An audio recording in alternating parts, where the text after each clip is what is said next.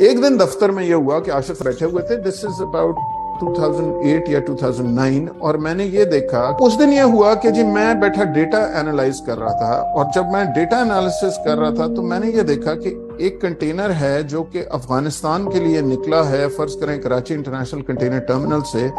اور 12 گھنٹے میں یہ پورٹ قاسم میں یہی کنٹینر ایکسپورٹ کا سامان لے کے واپس پہنچ رہا. اب اس بات کی کوئی تک نہیں بنتی, کیونکہ یہ کنٹینر جو کراچی سے افغانستان کے لیے چلا ہے,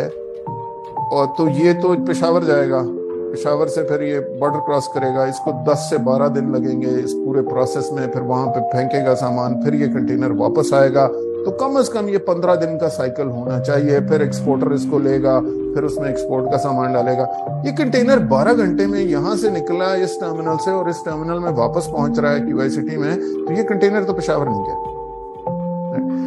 پہلے تو میں نے کہا کہ اوکے یہ سٹرنگ پہ ذرا لڑکوں کا, وہ ڈیٹا والوں کو, کہ یار مجھے ذرا یہ دکھاؤ کہ ایسے کتنے کنٹینر ہیں جو کہ افغانستان گئے ہیں لیکن یہ سے 12 گھنٹے میں واپس آ گئے, رائٹ. تو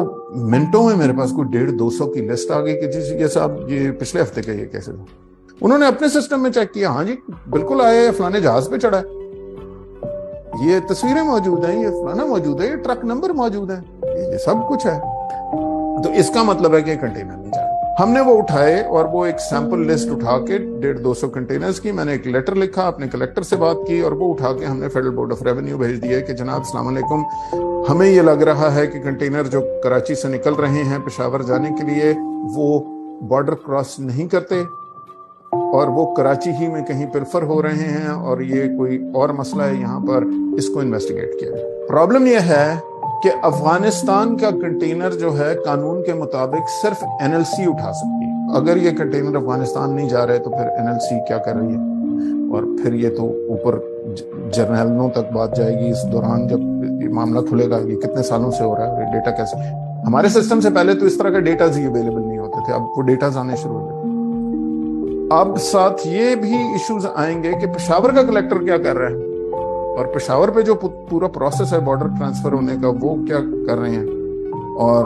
پھر یہ سارا گند چل کیسے رہا ہے. سو وہ جو ہمیں پتہ چلا تو وہ ٹپکلی یہ ہوتا تھا کہ جی اس میں جتنا مہنگا امپورٹ کا سامان ہے, فار ایگزامپل سب سے زیادہ کپڑا جس نے کراچی میں بکنا ہے, کراچی اس کی مارکیٹ ہے فلانا, وہ ایک کنٹینر پہ کوئی 20 سے 22 لاکھ روپے کی ڈیوٹی تھی اس وقت, اس پہ ڈیل ہوئی بھی تھی 6 یا 7 لاکھ روپے وہ دیتے تھے, یہیں سے کنٹینر اٹھاتے تھے جا کے اپنے گودام میں خالی کرتے تھے. لیکن بے وقوفوں سے یہ بھی صبر نہیں ہوتا تھا کہ کم از کم کنٹینر ہی 15 دن کھڑا رکھو, ٹھیک ہے جی, کیونکہ ذرا جب سب بھی ملے ہوئے تھے اس میں. اب آپ سوچیں کہ کئی ہزار کنٹینر, ہر کنٹینر پہ 5 لاکھ 8 لاکھ جو بھی ان کا طے ہے وہ چل رہا ہے, اور ہر ایک کو سہولت ہے, سب میں پیسے بانٹ رہے ہیں. اچانک ہم سسپینڈ, صرف میں نہیں میری پوری ساری ٹیم ہم سسپینڈ ہو گئی. قانون یہ کہتا ہے کہ 90 دن کے اندر اندر اگر آپ کسی سول سرونٹ کو سسپینڈ کرتے ہو تو آپ نے اس کو وجہ بتانی ہے کہ بھائی مجھے کیوں آپ نے سسپینڈ کیا, میں نے کیا کیا, کہا دس is what the law is.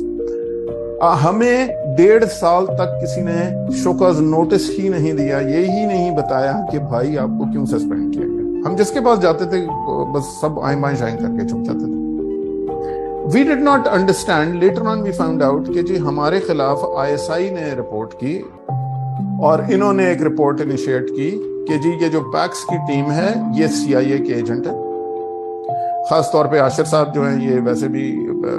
Canadian بھی ہیں اور یہ کرسچن بھی ہیں, اور یہ CIA سے آرڈر لے کے آتے ہیں, اور پاکستان کا اسٹریٹجک جو ڈیٹا ہے یہ امریکہ کو دکھایا جاتا ہے. اس کے بعد کیا ہوا جی, چونکہ ہم CIA کے ایجنٹ تھے تو we were all suspended. And nobody had the courage, nobody questions a letter from ISI. بھائی ہم ایجنٹ تھے تو پھر ہمیں پکڑ لیتے, پھر کچھ ہوتا, وہ بھی کچھ بھی نہیں. بس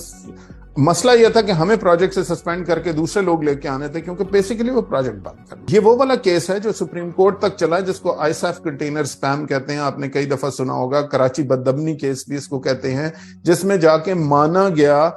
سپریم کورٹ کے جج کے سامنے کہ جی 50 ارب روپے کی کم از کم کرپشن ہوئی ہے کسٹمز میں. Chairman central board of revenue یہ مان کے آیا ہوا ہے, آج تک اس پہ 1 ٹکے کی ریکوری نہیں ہوئی, کیونکہ سب میں 1998 میں آپ نے سول سروسز آف پاکستان کو جوائن کیا.